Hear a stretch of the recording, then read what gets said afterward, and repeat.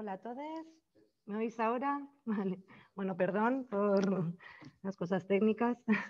Bueno, yo soy Itziar Ruiz de Arcaute, como os ha dicho Inés, soy voluntaria de Médicos Mundi, Vizcaya, soy enfermera, he trabajado muchos años en atención primaria, en los centros de salud de Vitoria-Gasteiz, una ciudad cerquita de Bilbao, y en la ciudad de Bilbao.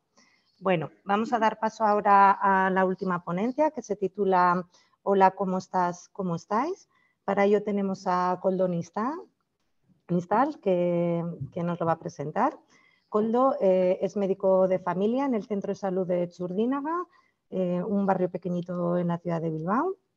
Es natural de Laudio, un pueblo que se sitúa a unos 10 kilómetros de Bilbao, y allí vivió mientras cursó los estudios de medicina en la Universidad del País Vasco. Militó en varios movimientos estudiantiles y participó en las movilizaciones contra el proceso de Bolonia, entendiéndolo como una estrategia, parte de una estrategia capitalista para la privatización de los estudios superiores, y viendo así cómo poco a poco amenazas similares acechaban en el terreno de la salud. Después de sus estudios de medicina, se especializó en medicina familiar y comunitaria en el Centro de Salud de Elorrio y el Hospital de Galdakao, y ahí es donde su interés por la medicina social y políticas de la salud se fue incrementando. También hizo un rotatorio en la Consejería de Salud Pública de Asturias, y es ahí donde terminó de convencerse de la vital importancia de los determinantes sociales de la salud y la necesidad de abordajes poblacionales y participativos para afrontar su impacto.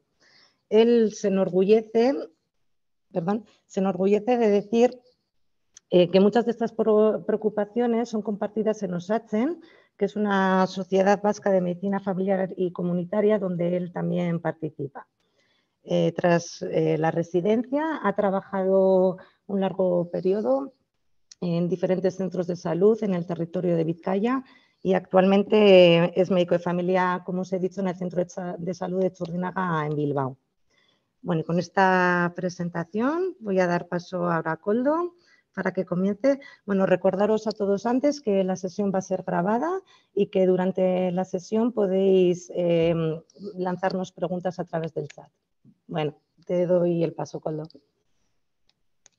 Bueno, es que ricasco, Itzi. Voy a ver si comparto la pantalla y empezamos. A ver. A ver si lo hago bien. Vale, bueno, muy bien. Lehenik eta behin eskerrik asko guztioi gonbidatzeagatik, Medicus Mundizi gonbidatzeagatik, eta pantaiaren beste aldean zaudeten guztiei bebai entzuteagatik. Decía primero que muchas gracias por haberme invitado a Medicus Mundi y que también a todos los que estáis al otro lado de las pantallas por atender, a ver qué tal me sale y a ver si es interesante. Entonces, bueno, voy a hablar un poco sobre atención primaria, salud comunitaria y cómo aterrizar todo esto un poco en lo LGTBIQ+, ¿vale? Pero antes de nada me gustaría un poco hablar un poquito sobre mí, un poco más de lo que ya ha dicho ya Itzi, y simplemente hablar un poco sobre mis conflictos de interés, ¿no? Decir que esto me parece importante porque me parece que cuando hablamos tenemos que explicar muy bien desde dónde hablamos y qué factores pueden estar impactando en nuestro discurso o de qué manera los privilegios y opresiones que tenemos o sufrimos pueden influir en lo que decimos, ¿no? Bueno, pues yo soy un hombre cis, homosexual. Soy un hombre blanco de clase media, payo. Entonces, todas circunstancias que me rodean tienen un claro impacto en todo lo que yo voy a decir, ¿vale? Esto es importante porque muchas veces, o sea, creo que sí que tenemos que ser conscientes de las cosas que nos legitiman para hablar en ciertos espacios, pero también un poco tenemos que ser un poco humildes y también saber hasta qué punto tenemos también ciertos privilegios y cómo esto, ¿no? Pues probablemente mi la expresión de género que tengo, o ahora que están más de moda, el pasaporte hetero que pueda utilizar en ciertos espacios un poco más violentos, me han dado, o sea, me han dado ciertos privilegios y probablemente impacten en lo que yo voy a decir ahora. Entonces, bueno, pues un poco por contextualizar. Y por contextualizar un poco más, como sé que encima hay gente de diferentes puntos del planeta, pues voy a intentar aterrizar de manera muy simple y muy básica un poco nuestro sistema de salud y un poco la atención primaria, ¿no? Nuestro Sistema Nacional de Salud, y más concretamente en nuestro caso en el País Vasco, Osakidetza, el Servicio Vasco de Salud, se construye o se erige sobre 3 principales pilares, que supone que son la publicidad del sistema, o que es un sistema público, que es un sistema universal y que es un sistema cofinanciado. Respecto a lo público, esto es importante porque, bueno, es público en cuanto a la financiación, o sea, tiene una financiación pública, y es público en cuanto a la gestión. Esto tiene importancia a la hora de la transparencia de los procesos que hace, o la supuesta transparencia o la deseable transparencia que debería tener, y también para los objetivos del sistema mismo, ¿verdad? Porque al contrario de un sistema privado, donde los objetivos son pues satisfacer al usuario o mejorar la salud de la persona que atiende, los objetivos de un sistema de salud pública deberían de ser mejorar la salud global o mejorar la salud de la comunidad, ¿no? Es universal porque se supone que atiende a todas las personas sin excepción, o así debería ser, y es cofinanciado porque los servicios de salud que presta y los gastos que de ello devienen, como pueden ser gasto farmacéutico, ortoprotésico o de algún otro tipo, en teoría deberían estar al menos financiados en alguna parte, y además un poco ajustados a las rentas de las personas, o, ¿no?, de alguna manera, para intentar equilibrar ciertas desigualdades, ¿no? Bueno, esto no es así del todo en la práctica, y sí que existen ciertas cosas que, bueno, que por lo menos amenazan un poco los pilares del sistema sanitario. Cuando digo que es un sistema de salud público, lo digo un poco entre comillas, porque existen muchos servicios, como pueden ser el servicio de las ambulancias, el servicio de la limpieza, el servicio de cocina, e incluso algunos servicios sanitarios también, como pueden ser ciertas urgencias o la atención domiciliaria en algunas zonas, que están subcontratados, ¿no? Esto impacta de alguna forma en la transparencia de la gestión, y forma parte un poco de la colaboración público-privada que hablan a veces, que en ocasiones a mí también me parece que es un poco parasitación privado-pública, ¿no? O sea, es otro nicho de mercado que encuentra el sistema capitalista para sacar rendimiento, ¿no?, desde la administración pública.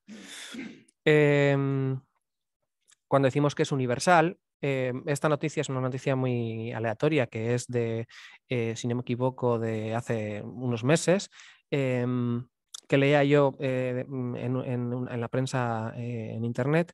Decía, ¿no?, una sanidad no siempre accesible para Latinoamérica en España. Y cito textualmente, luego dice: el acceso a la sanidad pública es un derecho universal en España, o al menos eso dice la ley. Porque en la práctica la falta de un simple papel puede excluir a colectivos como los inmigrantes, muchos de ellos latinoamericanos. Bueno, obviando la redacción del artículo, que tendrá los sesgos que tenga, esto puede ser cierto al menos en parte. Yo no sé muy bien, esto probablemente pertenece a un medio de comunicación estatal, entonces a lo mejor se refiere a centros de salud de otra comunidad, probablemente de Madrid, pero sí que es cierto que al menos en mi práctica diaria, aunque no exista una exclusión absoluta de las personas por trámites administrativos, origen o tal, sí que existe unas limitaciones o unas dificultades a la accesibilidad, ¿no? O sea, la accesibilidad no es completa depende de qué colectivos. Es cierto que si tú no tienes un padrón y te da un infarto en la calle, pues no vas a tener ningún problema porque se te va a atender igual. Pero si no tienes padrón y necesitas que alguien te vea en la consulta porque estás muy triste, pues bueno, a lo mejor tienes problemas para que se te asigne un médico de familia, a lo mejor tienes problemas bueno, son pequeños problemas o escollos que es posible que finalmente se solucionen, pero que son obstáculos a la accesibilidad, ¿no? Y Y lo último decía, ¿no? Lo de la cofinanciación. Bueno, esto es un poco engañoso, ¿no? Un poco tramposo. Lo más típico de esto es, el ejemplo más típico es el gasto farmacéutico, ¿no? O lo que la gente gasta en medicamentos.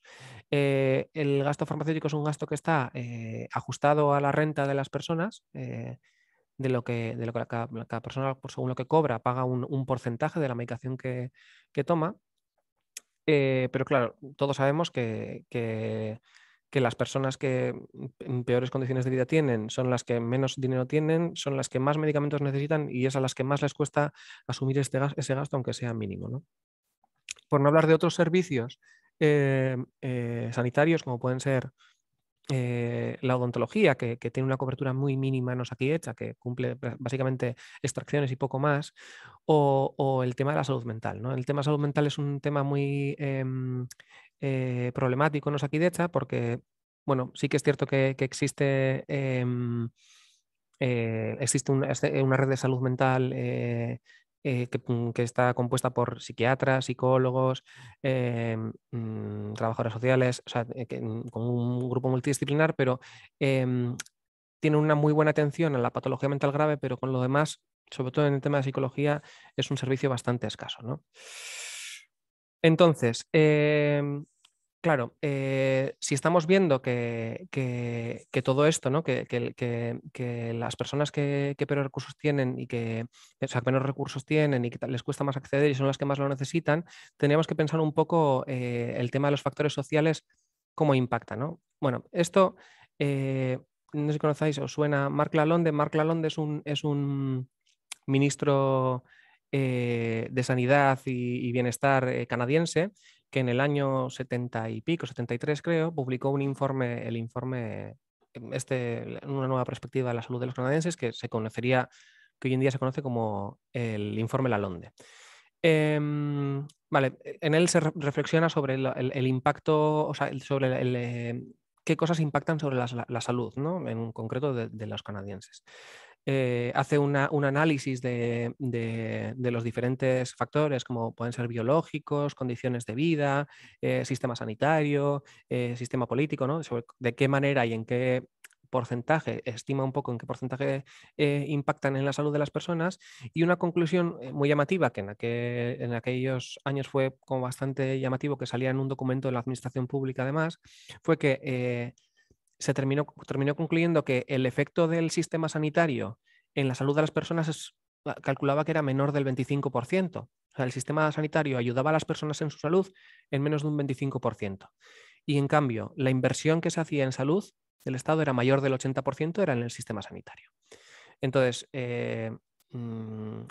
claro, había un desequilibrio entre lo que sabíamos y lo que estábamos haciendo, ¿no? Bueno, esto nos hace pensar que tenemos que plantearnos, o sea, tenemos que pensar un poco más en los factores sociales, ¿no? Y esto es lo que se ha venido llamando los determinantes sociales de la salud.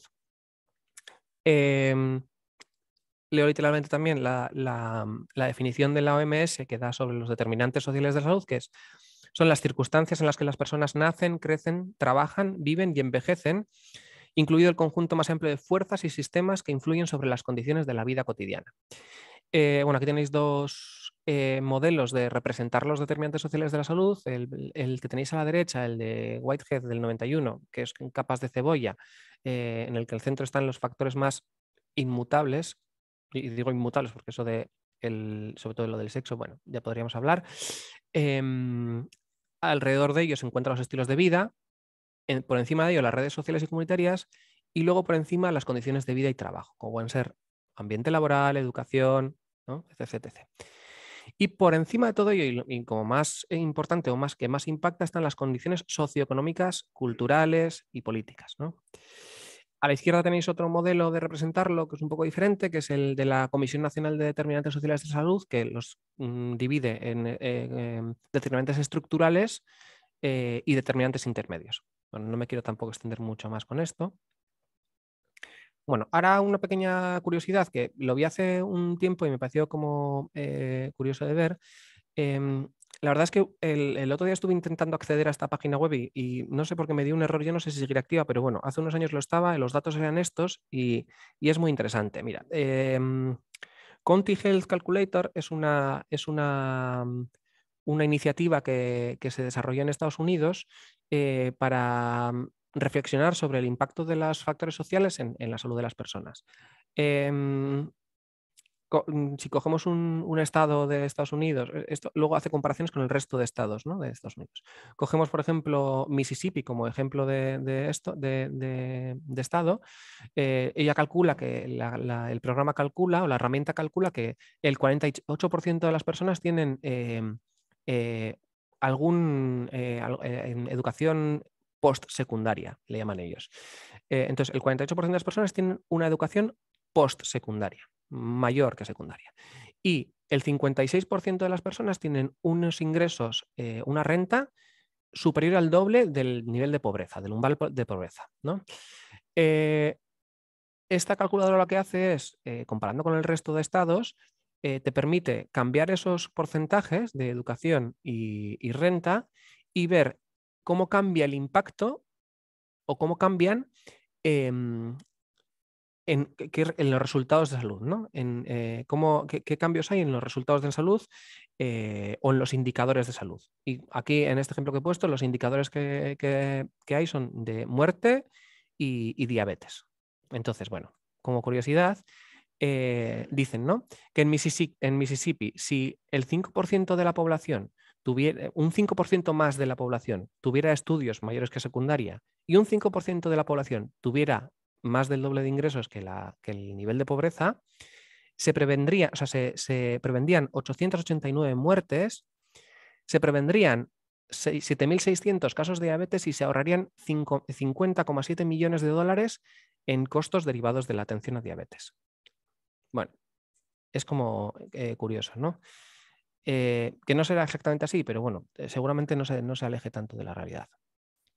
Michael Marmot también en el libro de Status Syndrome también dijo, ¿no?, que un fumador que está en una categoría profesional baja tiene más riesgo de enfermedad coronaria que un fumador que está en una categoría profesional superior, ¿no? O sea, un profesional manual tiene más riesgo de enfermedad coronaria que un político que trabaja en un puesto de dirección en la administración pública, pese a que los dos sean fumadores, ¿no? Esto nos tendría que hacer reflexionar sobre algunos conceptos. Sobre todo sobre las desigualdades en salud, ¿no?, y sobre las inequidades en salud, que son términos diferentes. Las desigualdades de salud son las desigualdades que hay entre la salud de las personas, como por ejemplo puede ser, si yo tengo un cáncer de colon que se asocia a una mutación genética que me predispone a ese tipo de cáncer, y tengo ese cáncer y muero con 55 años, eso pues podríamos asumir que es una desigualdad de salud, ¿no? O sea, no es una desigualdad que no es evitable, que no es... Pero si imaginemos que un centro médico en Estados Unidos, una clínica privada en Estados Unidos, ha desarrollado una terapia genética que es capaz de evitar la aparición de ese cáncer mediante, pues no sé qué, terapia molecular, y yo tengo la oportunidad de ir a Estados Unidos y pagarme esa terapia, y mi vecino que tiene la misma mutación no, eso ya se convierte automáticamente en una inequidad, ¿no? Porque es una desigualdad que es evitable, se evitaría si todos tuviéramos acceso a la misma terapia, y es injusta, ¿vale? Porque la única razón por la que una persona muere y la otra no es socioeconómica. El mismo ejemplo del fumador que decíamos, ¿no? A eso se le llama el gradiente social de la salud, ¿no? Y es que cualquier hábito o cualquier resultado en salud se distribuye de una manera muy concreta entre los diferentes, en el espectro de las posiciones socioeconómicas. Y claro, nuestro objetivo como profesionales de la salud debería ser intentar amortiguar esas desigualdades, ¿no?, amortiguar esas inequidades e intentar reducir esa brecha, ¿no? Pero lo curioso es que a veces ocurre lo contrario, ¿no? Julian Tudor Hart, un médico británico, ya en el 71, en The Lancet, publicó un artículo que hablaba sobre la ley de cuidados inversos, que decía que la disponibilidad de una buena atención médica es inversamente proporcional a la necesidad de la población asistida. Bueno, era 1971 y era, o sea, no estamos en la misma situación, pero esta ley, a lo mejor por diferentes motivos, pero sigue estando vigente, ¿no? ¿Por qué está vigente? Bueno, pues en parte puede ser por temas de accesibilidad que hemos hablado antes, pero también tendrá que ver seguramente por simplemente cómo ofrecemos nuestra asistencia. Y es que el colectivo de sanitarios y muy particularmente el colectivo médico, tenemos no somos nada diversos, ¿vale? Somos bastante homogéneos. Pertenecemos a un colectivo social en el que la mayoría somos, al menos en donde yo me muevo, ¿no? En Osakidetza, en el Sistema Vasco de Salud, todos somos blancos, somos de clase media alta. Gozamos de muchos privilegios, tenemos educación, o sea, ¿no? Una educación superior. Muchos de nosotros venimos de familias con posibilidades que han permitido y han incentivado que nosotros estudiemos y que nosotros nos desarrollemos a este nivel profesional. Y entonces esto nos sitúa en un lugar muy lejano a esas personas que decía Julian Tudor Hart que necesitan más atención, que son las que tienen peores condicionantes, ¿no? Esto es como otro esquema típico de medir o de revisarnos los privilegios y las opresiones, ¿no? Y cómo detrás de cada privilegio existe una opresión y que me parece un ejercicio muy interesante, que es lo que hacía al principio y que creo que tenemos que hacerlo constantemente, es situarnos un poco en ese círculo a ver dónde estamos, ¿no? Porque cuando nos enfrentamos hablamos o atendemos a una persona que se encuentra en el otro extremo de ese círculo, tenemos que hacer un esfuerzo consciente por intentar pues bueno, amortiguar las posibles razones que hagan que yo con esa persona no conecte igual de bien y no la atienda de igual manera, ¿no? Entonces, si los determinantes sociales, si la salud, en la salud impacta más lo social que lo biológico, ¿qué hacemos en el sistema sanitario para mejorar la salud? ¿No? Porque pues a lo mejor lo que tenemos que hacer es colgar la bata, irnos y dejar de hacer, ¿no? de pasar consulta. Bueno, la atención primaria es un lugar un poco privilegiado, o debería de serlo en ese sentido, porque disponemos deberíamos de disponer de una mirada que nos oriente hacia esos determinantes sociales de la salud. Una herramienta muy interesante de abordar la salud en esos términos es la salud comunitaria, que es la salud entendida en clave colectiva, con las interacciones que ocurren entre los individuos, las familias, los movimientos sociales, las comunidades, el sistema sanitario y factores políticos, económicos, culturales, sociales, ¿no? Y es importante remarcar que la salud comunitaria es una herramienta, una forma de trabajar que está orientada a incrementar el control que tienen las comunidades sobre sus propios factores que determinan su salud, ¿no? Y que son ellos los que tienen que liderar esos procesos. Vale.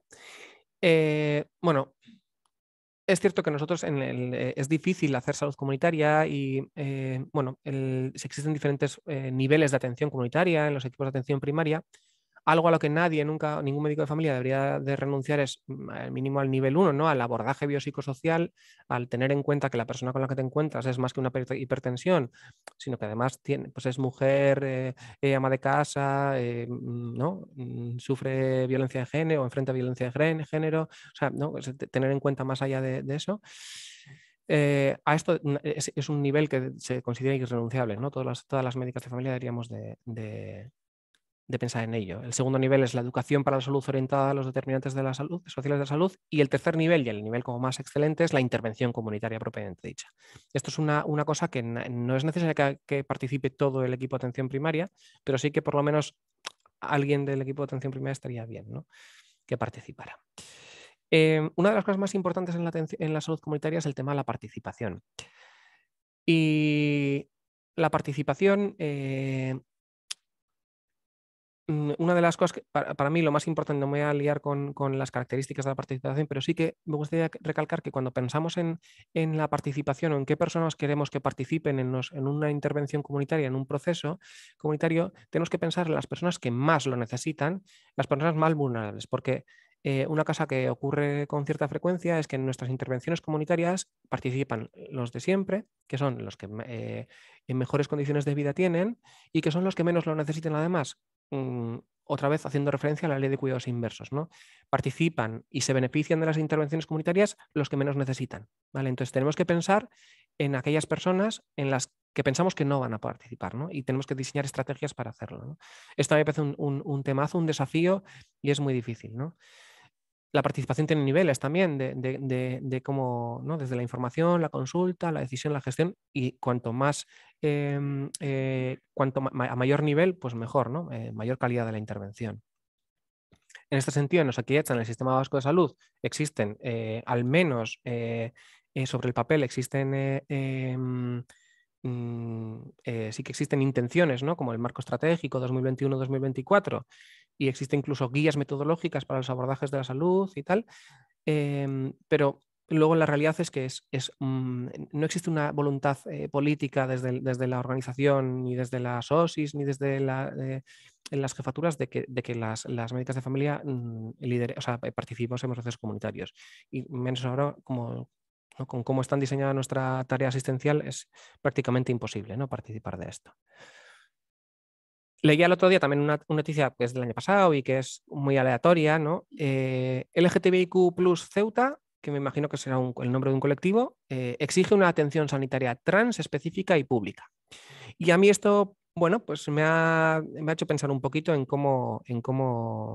hecho pensar un poquito. Por ejemplo, porque probablemente LGTBIQ+ Ceuta se esté refiriendo a una unidad, bueno, me da igual cómo llamarla, si unidad de transición, unidad de género o no. Y efectivamente creo que es algo que deberíamos de trabajar. Pero claro, a mí me preocupa más lo global, ¿no? O sea, el sistema sanitario en general y la atención primaria, que es donde yo trabajo y que se supone que es el eje del sistema, ¿no? Y eso me hace pensar, ¿vivimos en un sistema cis heterosanitario? O sea, ¿trabajo en un sistema cis heterosanitario? Bueno, pues sí, claro, seguramente sí. Eh, Patriarcal y todo lo que le queramos sumar, seguramente. Nuestra atención seguramente sea muy cis heteronormativa. Las campañas publicitarias que emprendo aquí, de hecho, son súper centradas en la familia nuclear, las familias heterosexuales. De vez en cuando aparecen dos hombres homosexuales en las campañas de VIH. Un sistema muy binario en cuanto al sistema sexogénero. Y bueno, por no hablar de la presunción de heterosexualidad y la presunción cis, ¿no? Entonces, mi pregunta es, el reto es, ¿cómo gestionar una atención excelente a la diversidad desde un servicio generalista, como es el mío, ¿no? O sea, una atención primaria, que es un servicio general y que tiene que atender motivos de consulta de todos los tipos, ¿cómo hacer que la atención a la diversidad sea excelente, ¿no? Claro, porque si tú esto lo llevas, aquí en Bilbao existe un centro de infecciones de transmisión sexual o infecciones de transmisión genital, como queramos llamarlas, que es el Centro de Salud de Bombero Chanis, que tiene un servicio propio de infecciosas, en el que, claro, es relativamente sencillo implementar formación muy, muy específica en torno al tema, porque, claro, no se dedican mucho a ello y es algo que ven todos los días, ¿no? Cuestiones de diversidad sexual. Me temo que a nosotros de manera directa es muy pocas veces las veces que nos impacta. De manera indirecta muchas más, pero no de manera directa. Entonces, ¿cómo lo hacemos, no? ¿O cómo vamos a hacerlo? Bueno, pues primero de todo tendríamos que eliminar barreras, ¿no? Intentar eliminar barreras. Hace unos 10, 15 años, Osakidetza cambió el sistema informático del Osavide AP al Osavide Global. Bueno, ahí perdimos una gran oportunidad de tener un sistema informático, un sistema de historia clínica electrónica mucho mejor. Pero bueno, nos quedamos un poco con algo mejor, un poco más bonito. Ahora es azul, como veis ahí en la imagen, y poco más. Entonces, sigue siendo un sistema informático que solo es capaz de codificar o de leer a las personas como hombres y mujeres, no ofrece ninguna otra cosa más. que además impacta directamente en lo que puedes escribir en esa historia clínica, de manera que tú no puedes hacer diagnósticos que se asocian a hombre en mujeres, no puedes, entonces tú no puedes poner un cáncer de próstata en una mujer ni una vaginosis bacteriana en un hombre, ¿no? Y claro, perdimos la oportunidad también que se incluyeran en él otras cosas como la inclusión de determinantes sociales de salud, los genogramas, bueno, otro tipo de informaciones, ¿no? Entonces yo me pregunto, ¿qué más podemos hacer, no? Bueno, por una parte podríamos hablar de la formación en conceptos teóricos, que esto a mí se me antoja un poco complejo, porque creo que si recordamos el círculo ese de las opresiones previo, tendríamos que formarnos también en antigitanismo, tendríamos que formarnos también en antirracismo, tendríamos que formarnos en un montón de cosas que ojalá, pero también tendríamos que seguir formándonos en hipertensión y tal. Entonces, creo que hay unos mínimos conceptos teóricos que efectivamente son irrenunciables y que deberíamos de conocer y deberíamos de manejar así, ¿no? Como de manera ágil, como pueden ser los términos, los conceptos de identidad, orientación, práctica sexual de riesgo, identidad no binaria. Esto un médico familiar debería de saber estos conceptos, ¿no? Y debería de estar familiarizado y conocerlos. Pero más importante me parece la formación en diversidad, ¿no? Las actitudes. Recuerdo que yo la verdad es que no he tenido oportunidad de tratar, no he tenido muchas pacientes trans en mi vida, pero recuerdo con cariño, con mucho cariño, un chico trans que fue un paciente durante un tiempo, ¿no? de mi trabajo. Y lo digo así porque fue un chico con el que aprendí muchísimo. Fue un chico con el que aprendí a decirle claramente que yo en ese momento no sabía muy bien de lo que me estaba hablando, que, ¿no? Porque yo no lo sé todo, yo soy un médico generalista, hay muchas cosas que tengo que revisármelas y y que me llamó la atención qué cantidad de información manejan, ¿no? Y qué cantidad de información, o sea, mucho mejor de la que puedo manejar yo incluso, ¿no? Entonces, esto me lleva a la conclusión, y con esto ya termino, de que debemos de contar claramente con el colectivo LGTBI si queremos un sistema sanitario diferente. O sea, tendremos que incorporar lo LGTBI, no sé si como un determinante más, pero sí desde luego como un factor más y que impacta en la salud, tanto en nuestra actividad asistencial como en la actividad investigatoria, como en la actividad formativa, como lo tenemos que incorporar si queremos un sistema sanitario diferente, ¿no? Y que el sistema sanitario jamás será capaz de ofrecer una atención liberadora, emancipadora ni saludable si no para el colectivo LGTBI si no contamos con el propio colectivo LGTBIQ+, ¿no? Y bueno, esto era un poco todo lo que... No sé si hay alguna pregunta, alguna cosa. Bueno, muchas gracias, Coldo. Me ha gustado muchísimo, muy interesante. Y bueno, vamos a dar paso ahora a las preguntas. Si algún participante queréis hacer alguna pregunta, podéis lanzarla a través del chat.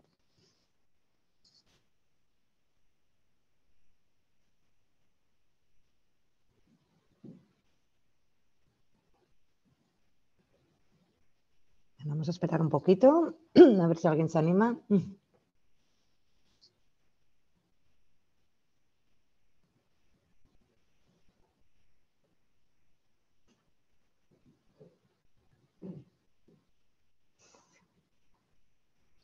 Bueno, pues muchas gracias, Coldo. La verdad que ha sido muy interesante y me ha gustado muchísimo. Gracias a Médicos Mundi también por esta oportunidad y muy bonito. Bueno. Vamos a ver si tenemos alguna pregunta. Esperar un poquito.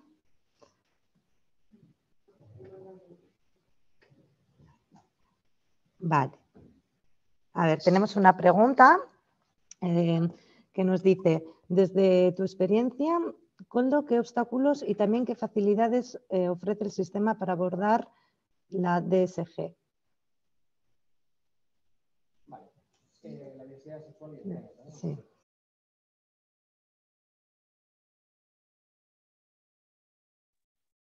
Perdón.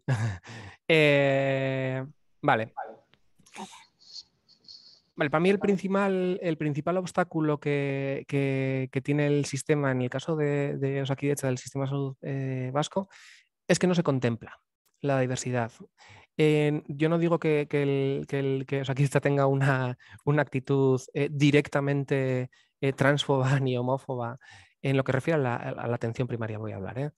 Por supuesto que no, ¿eh? No lo creo, por supuesto que no y tal.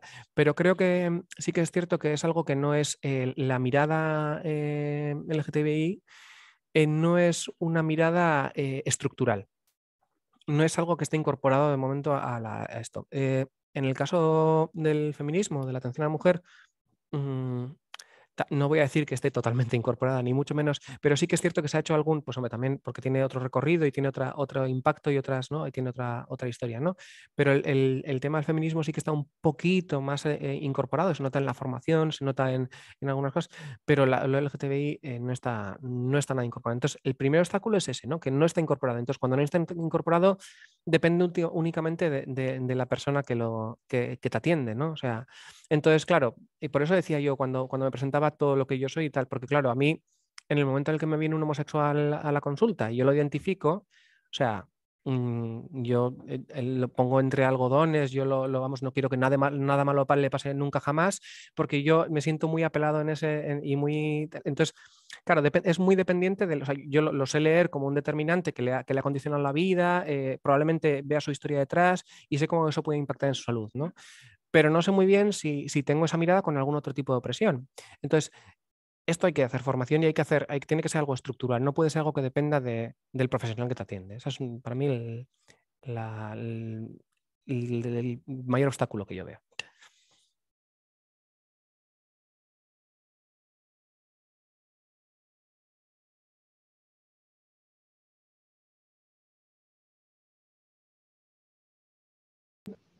Vale, gracias, Coldo. A ver, Inés nos pregunta también qué sensibilidad encuentras entre el personal sanitario de atención primaria en general a esta temática. ¿Crees que son conscientes de la necesidad de una atención primaria incluyente y no normativa? No. Perdón. No lo creo. Sí que, o sea, creo que es algo que, o sea, desde luego no es no existe una sensibilidad interseccional, ¿no? O sea, no es una sensibilidad completa.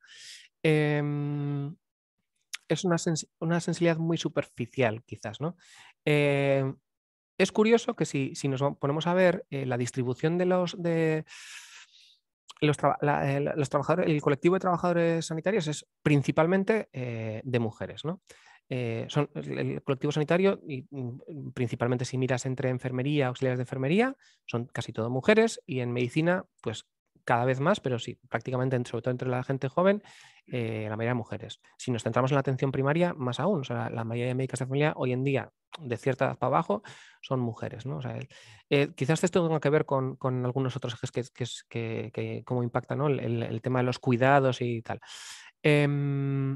Cómo se han atribuido los cuidados al género femenino y tal. También es curioso que entre la enfermería y los médicos hombres, yo personalmente, y esto es, o sea, cero ciencia en esto voy a decir, pero yo creo que es un colectivo en el que hay muchísimo homosexual. Sí que creo pero claro, todo lo que haya, o sea, puede haber mucha mujer y mucho homosexual en un colectivo, pero son todos que pertenecen a una clase social alta y están rellenos de privilegios en otros sentidos, ¿no?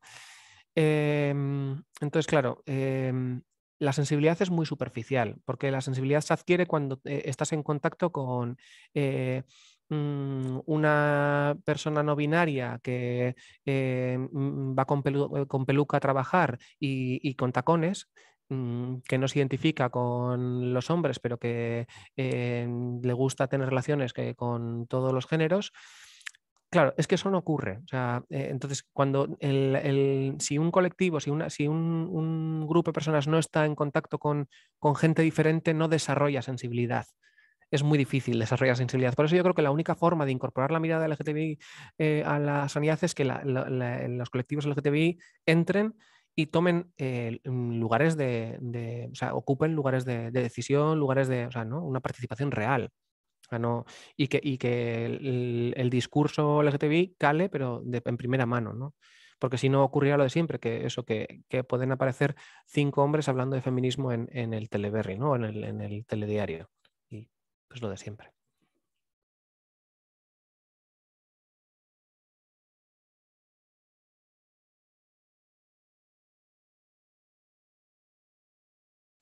Ay, perdón. Vale, muchas gracias, Coldo. Bueno, vamos a esperar un poquito a ver si alguien más se anima a hacer alguna pregunta.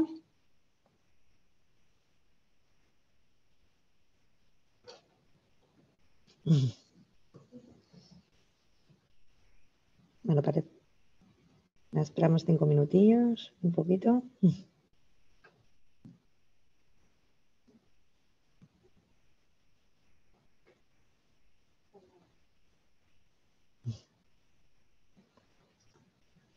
Bueno, a ver, tenemos otra pregunta.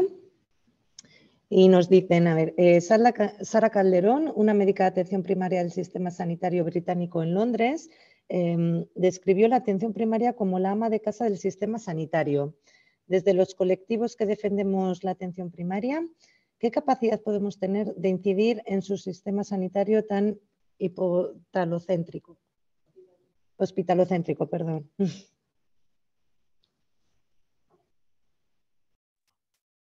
Vale. Sí,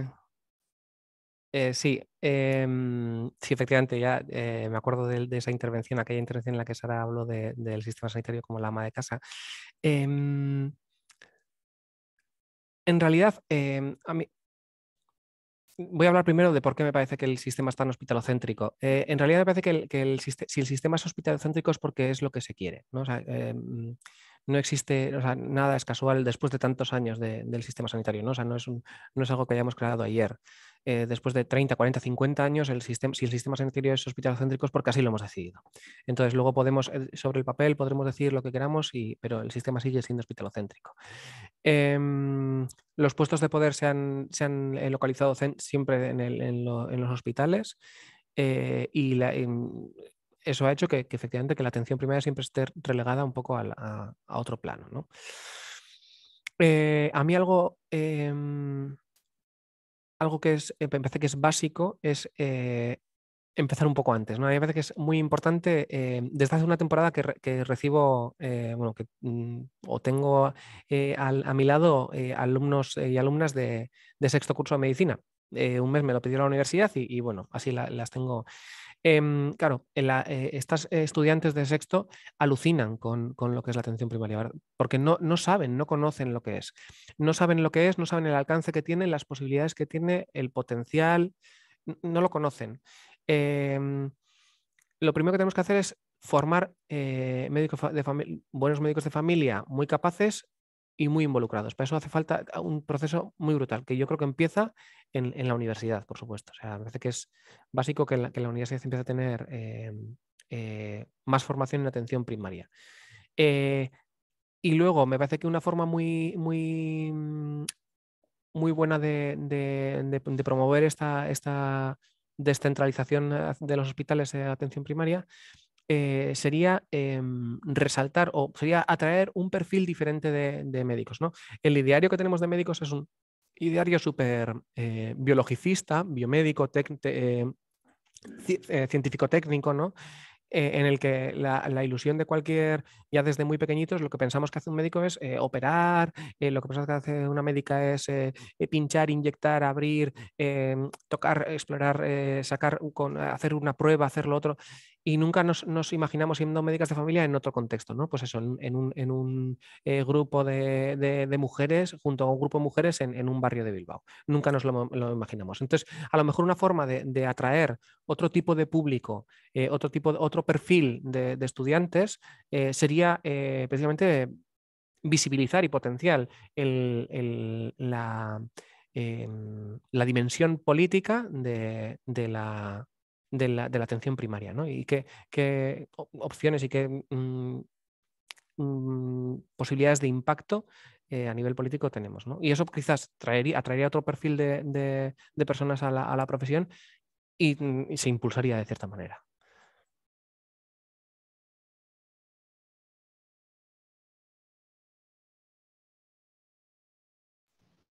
Vale, muy bien, Coldo.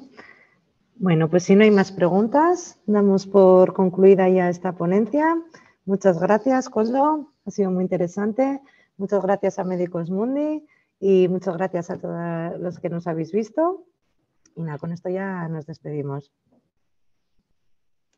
Os pasamos con Inés ahora. Inés. Buenas, muchísimas gracias, Itziar, y muchísimas gracias a Koldo por todo lo que nos has contado. Ha sido muy interesante. Esta es la última ponencia de estas jornadas. Ahora vamos a dar paso a las conclusiones. Como ya os hemos comentado en varios momentos a lo largo de las jornadas, hemos llevado a cabo una relatoría gráfica de estas jornadas. Miriam, que ha sido la persona que habéis podido ver por la cámara, dibujando todas las ideas, reflexiones que salían de este ejercicio. Y ahora pasamos a una presentación del visual del documento gráfico en sí, y liderado por Miriam. Miriam, adelante, te doy la palabra. Muchísimas gracias. Tengo un poco lío porque entre que tengo aquí y tengo... Bueno, espero que se me vea bien y se me escuche bien. ¿Me veis bien? ¿Me escucháis bien? ¿Sí? Sí, se te oye bien. Vale, sí. Perfecto. Sí.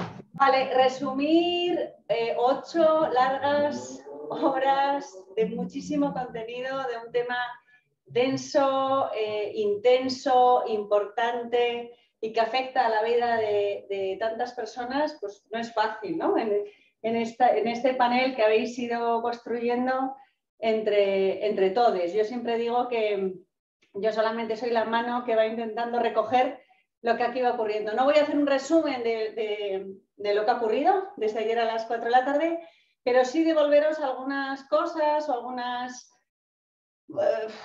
como algunos ecos o algo para devolveros y para hacer una conclusión un poco desde esta acta visual, ¿vale? Lo que tenemos aquí es una acta visual.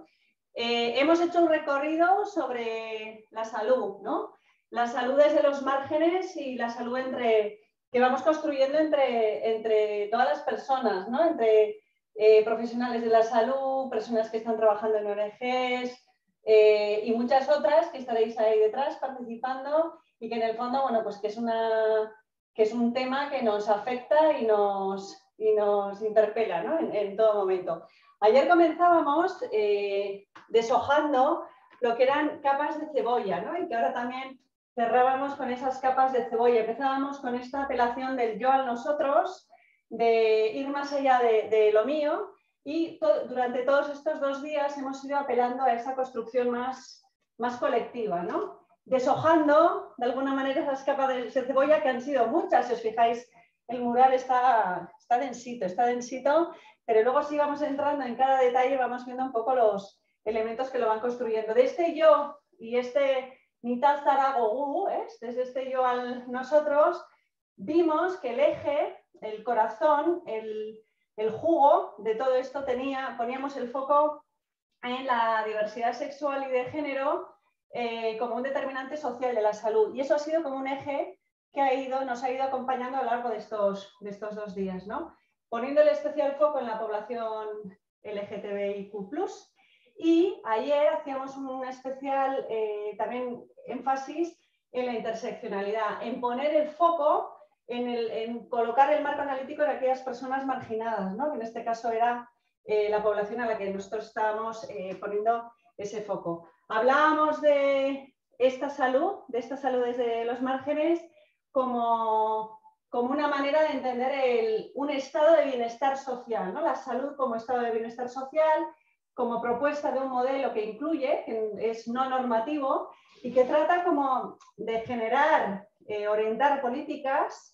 Es una filosofía que orienta políticas para enfrentar o para romper esta triple desigualdad, el etnocentrismo, el neoliberalismo y sin duda el tan mencionado la heteronormatividad, que ha estado como en todo aquello que va haciendo que, bueno, pues que no sea ni fácil, no es ni real y que hay mucho camino por recorrer, ¿no? Y todo esto ¿para qué? Y hoy lo decíais con especial insistencia, ¿no? para universalizar, para no patologizar, para dignificar el acceso, la atención y la presencia de todas las personas, especialmente otra vez de los colectivos más vulnerables y más marginados, en este caso la población LGBTIQ+, ¿no? Entonces, de este yo, de este nosotros, de este marco más teórico, desde este foco de interseccionalidad, ampliábamos la mirada, ¿verdad? Ampliábamos la mirada hacia lo psicosocial, que ahora le apellidaban también lo biopsicosocial, ¿no? En lo que los compañeros nos hablaban de esa mirada a la salud que nos vinculaba más también a la práctica individual, pero también a lo comunitario. Otra vez la capa, ¿no? De ese yo a ese nosotros, viviendo o como colocando en el centro de esa capa también la subjetividad de cada una de las personas y de cómo vivimos también la salud física y mental en nuestros cuerpos y en nuestra vida, ¿no? Ampliábamos la mirada, apostábamos por una formación y una atención diferenciada, apostábamos y decíamos que había que derivar los prejuicios y de construir y desuniversalizar esa heteronormatividad. Y abriendo esa mirada, hoy la hemos cruzado, ¿no? Hemos cruzado esas miradas entre Euskadi y entre Honduras, desde esa experiencia que desde Medicus Mundi Vizcaya habéis impulsado, y han salido elementos reconociendo y visibilizando esas buenas prácticas y de alguna manera apostando, decía hoy Fernando, ¿no? Ser y vivir de una manera no binaria, que alguien añadió después, no sexista.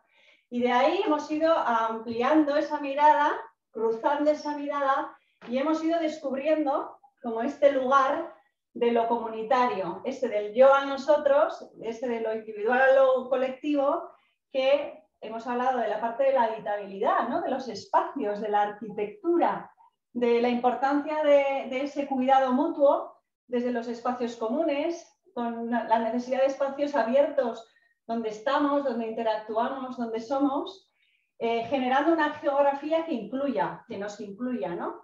Un concepto integral de sociedad, reconstruyendo cultura y valores, y se hablaba un concepto muy chulo, ¿no? La arquitectura de los cuidados. Y terminábamos con un saludo, con un kaixo, con un hola, que apelaba a esa atención primaria, en el que queríamos que pasar, ¿no? Que ya no hubiera esos privilegios que generan tanta opresión.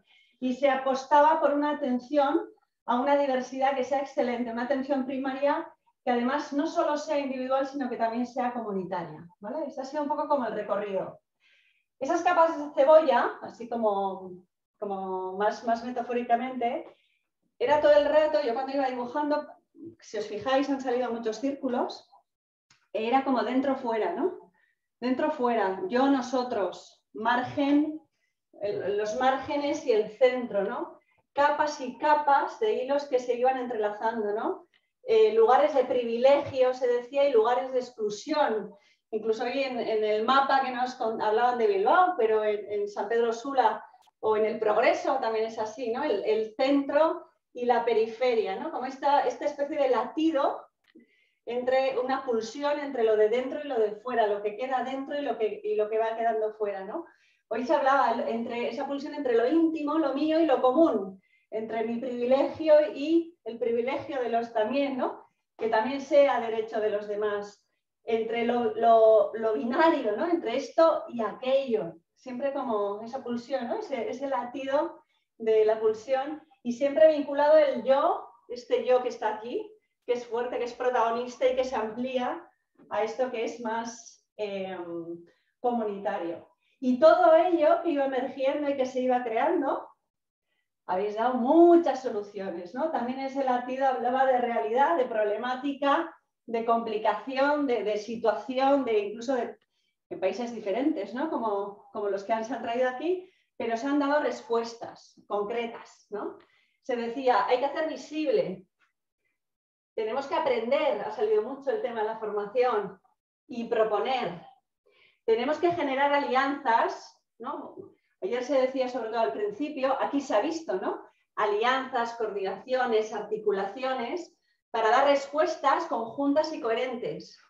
Hablabais de generar ayer, ayer en varios momentos y hoy, ¿no? generar nuevo conocimiento, nuevos símbolos, la importancia de la universidad, de formalizar también como temática troncal, pero también hoy decía, ¿no? como una formación en la diversidad. Y dabais pautas muy concretas, que no voy a leer todas, pero habéis dado soluciones muy concretas a cada elemento, ¿no? Para dar respuestas articuladas, incidiendo en las políticas públicas, incorporando, lo decíais ayer, lo decíais hoy, el protagonismo de la población, de esa población que es foco, ¿no? Que somos foco en este elemento tan importante, con el objetivo de asegurar y universalizar la salud. ¿Para qué? Para generar cambios, impactos, buscando y apostando por propuestas, que es lo que hacéis, cada uno desde vuestros lugares, desde los hospitales en los que atendéis, las ONGs, desde donde estáis trabajando. Y también apelando a esa ciudadanía crítica y responsable, abierta también a procesos comunitarios, ¿no? Incluso en la atención a la salud primaria, ¿no? Y todo para que esa salud, para que esa Osasuna, decíamos, ¿no? Salga de esos márgenes y desde esos márgenes y de respuesta a todos, a todas y a todes. Más o menos sería esto.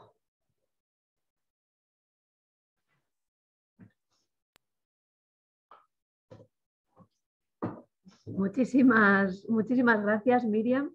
Es realmente increíble tu capacidad de ir reflejando todo. Parece que no falta nada, de una manera tan bonita, tan constructiva, también tan esperanzadora, porque realmente la verdad es que entre el mensaje y los colores es algo muy, se recibe mucha positividad. Muchísimas gracias, Miriam. Una cosita, porque esto sí. Como iba de márgenes y de capas, ha ocurrido que en la parte de atrás, que a veces me veíais dibujando atrás, pues un resumen del resumen del resumen, para que lo tengáis, en el que esto justo de lo que os he comentado, bueno, pues para enfocar un poco los pautas, que supongo que os irán dando elementos para seguir construyendo entre todos, ¿no? Así que nada, pues esto también os lo lleváis, lo tenéis y es que ricasco.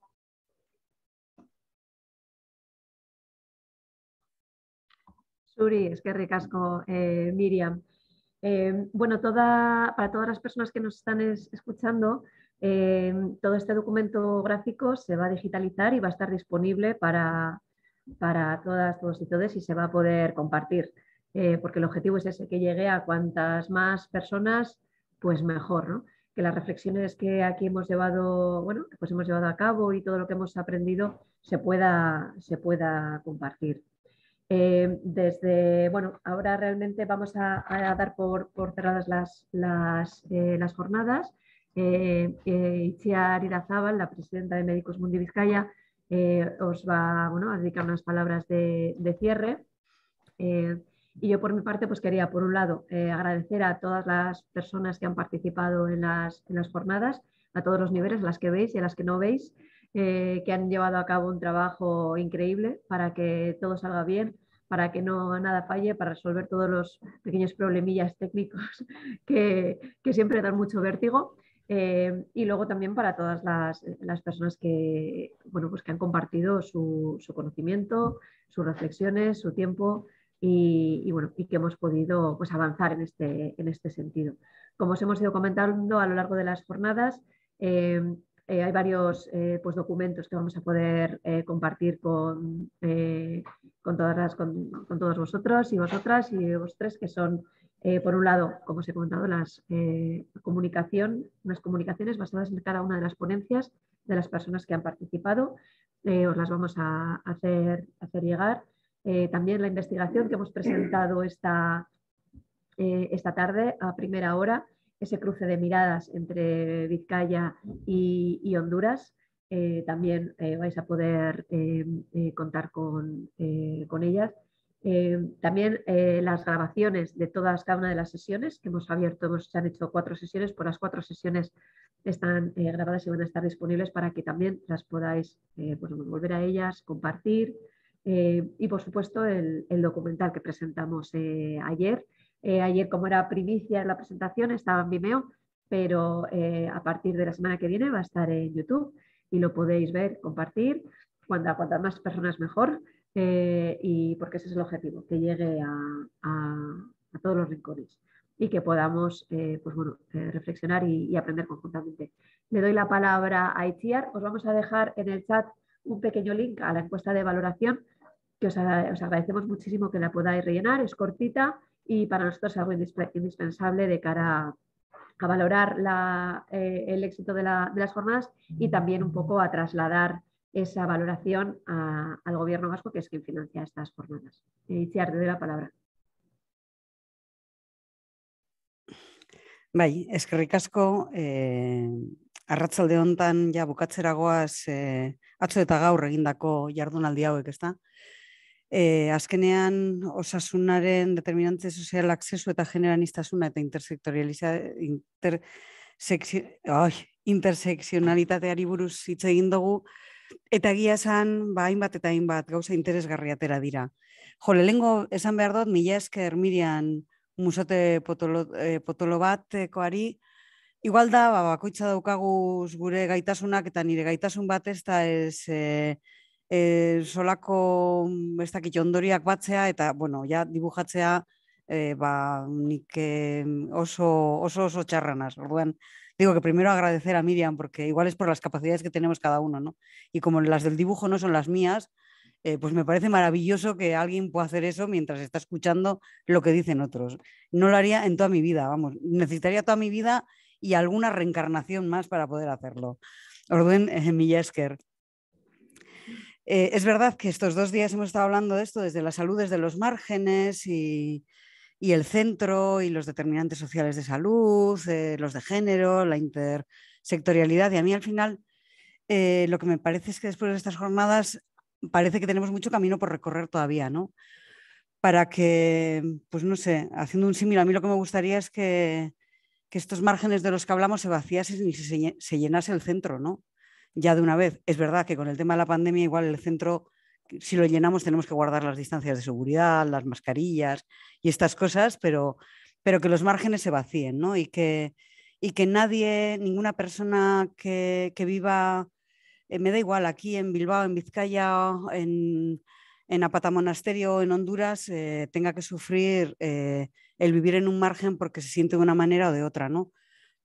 Hoy he oído y me ha parecido súper curioso, porque hoy la RAE, la Real Academia de la Lengua Española, ha hecho formal la inclusión de nuevas palabras en el diccionario, ¿no? Hoy ha incluido la palabra cisgénero, ha incluido la palabra pansexual, la pansexualidad. Entonces, yo decía, pues bueno, y han ido pronto porque también he oído que la de franquismo tardaron 17 años en incluirla, ¿no? Entonces, parece que esta vez han ido rápido y solo han tardado unos 5 años.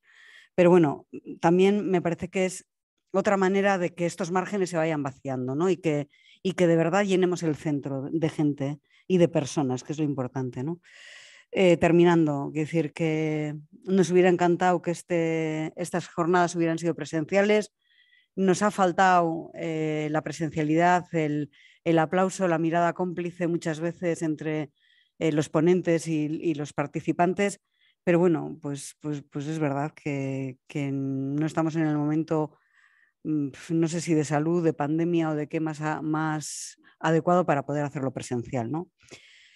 Prometemos que el siguiente lo intentaremos hacer presencial y que aunque el encuentro haya sido virtual, pues por lo menos sí que a mí me da la sensación de que ha sido como muy cálido, ¿no? También desde la virtualidad.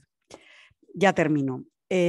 Agradecer, bueno, pues a la Agencia Vasca de Cooperación, porque al final apoya este tipo de proyectos de transformación social y de ir caminando para que el mundo, bueno, podamos transformarlo y hacerlo más cómodo para todo el mundo. Por supuesto, a los voluntarios de Medicus Mundi, que algunos aquí, otros de otras maneras han ayudado en la preparación de estas jornadas, al equipo técnico de Medicus, que siempre pues desde la sombra nos proponen y llevamos a cabo este tipo de jornadas que al final es no solo gratificante, sino que en los cuales aprendemos mucho, ¿no? Por supuesto, a los ponentes de aquí y de allá, a los que han estado aquí, los del País Vasco, los de Honduras, porque porque todos son necesarios, ¿no? Y cuando digo de aquí, de allá, digo de allá y no me refiero a allá como un margen, sino que allá también es el centro, ¿no? Porque a veces parece que los de allá son los que están en el margen y no, creo que hay márgenes en todos los sitios. Y bueno, también agradecer, ya lo he dicho, a Museo Tepotolobat porque es que me ha impactado mucho desde mis incapacidades, pero también a Irean, a la empresa que técnicamente nos ha estado ayudando a que estas jornadas vayan bien. Y sobre todo, bueno, pues a los que habéis estado desde casa conectados durante estas tardes, ¿no? Es verdad que hacía mucho frío, entonces también en casa se está bien, ¿no? Con la pantalla del ordenador. Y nada, simplemente deciros que ahí estamos, Médicos Mundi Vizcaya, para lo que necesitéis, para lo que queráis, y nuestras puertas pues siempre están abiertas, ¿no? Para el que quiera participar como voluntario, como voluntaria, para el que se anime a proponernos cosas y a seguir trabajando para que consigamos un mundo mucho más sano, mucho más justo, mucho más solidario, sin márgenes y que todas las personas podamos encontrar nuestro sitio en él, ¿no? Sin que tengamos la etiqueta por ser de una manera o por sentirnos de una manera o de otra. Es que ricasco eta hurrengo arte.